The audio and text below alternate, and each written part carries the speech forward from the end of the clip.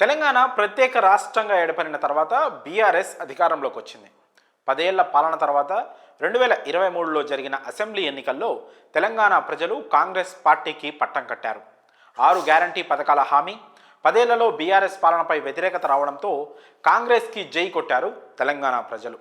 తెలంగాణలో కాంగ్రెస్ ప్రభుత్వం అధికారంలోకి వచ్చిన తర్వాత ముఖ్యమంత్రి రేవంత్ రెడ్డి తనదైన మార్క్ను చాటుకుంటున్నారు. ఇక కాంగ్రెస్ అధికారంలోకి వచ్చి ఏడాది పూర్తయింది. ఈ నేపథ్యంలో సీఎం రేవంత్ రెడ్డి కీలక నిర్ణయాలు తీసుకోవడానికి సిద్ధమవుతున్నట్లు వార్తలు వస్తున్నాయి. ఇందులో భాగంగా 3 మంత్రులను కేబినెట్ నుంచి తప్పించాలని ఆయన నిర్ణయించినట్లు చర్చ జరుగుతోంది.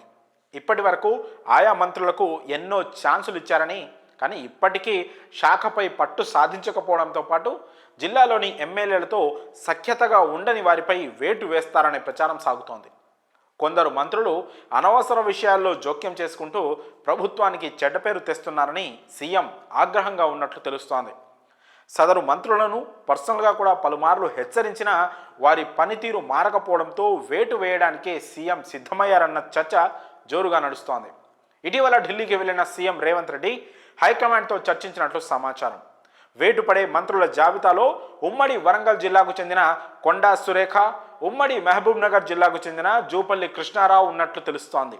వీరితో పాటు మరో మంత్రిని కూడా తప్పించేందుకు సిద్ధమవుతున్నట్లు తెలుస్తోంది. కాకపోతే ఆ మంత్రి ఎవరన్న విషయం ప్రస్తుతానికి సస్పెన్స్. ఈ నేపథ్యంలో ఆ మంత్రి ఎవరై ఉంటారన్న చర్చ అటు కాంగ్రెస్ వర్గాల్లోనూ జోరుగా సాగుతోంది. ఇటీవల మంత్రి కొండా సురేఖ పలు వ్యాఖ్యలతో సోషల్ మీడియాలో వివాదాల్లో చిక్కుకున్న విషయం మీ అందరికీ తెలిసిందే. ముఖ్యంగా కేటీఆర్ను విమర్శించే క్రమంలో సినీ నటుడు నాగార్జున, సినీ నటి సమంతలపై ఆమె చేసిన వ్యాఖ్యలు తీవ్ర వివాదాస్పదమయ్యాయి. ఇది ఒక రకంగా ప్రభుత్వానికి ఇబ్బందిని కూడా కలిగించాయి. ఈ విషయమై సీఎం వార్నింగ్ ఇచ్చినా కూడా సురేఖ తీరులో మార్పు రావడం లేదన్న చర్చ ఉంది. దీంతో మంత్రివర్గం నుంచి ఆమెను తప్పించాలని రేవంత్ డిసైడ్ అయినట్లు తెలుస్తోంది. ఇక జూపల్లి కృష్ణారావు పనితీరుపై కూడా సీఎం అసంతృప్తితో ఉన్నట్లు తెలుస్తోంది. ఆయన కొంతకాలంగా అటు ఎమ్మెల్యేలతో సమన్వయం చేసుకోలేకపోతున్నారని సీఎం భావిస్తున్నట్లు సమాచారం.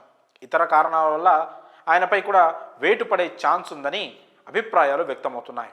మరి ఇంకో మంత్రి ఎవరైనా దానిపై ఇప్పటికైతే సమాచారం లేనప్పటికీ కేబినెట్ విస్తరణ లేదా కేబినెట్పై తుది నిర్ణయం తీసుకున్న తర్వాత ఆ పేర్లన్నీ బయటకు వచ్చే అవకాశం ఉంది.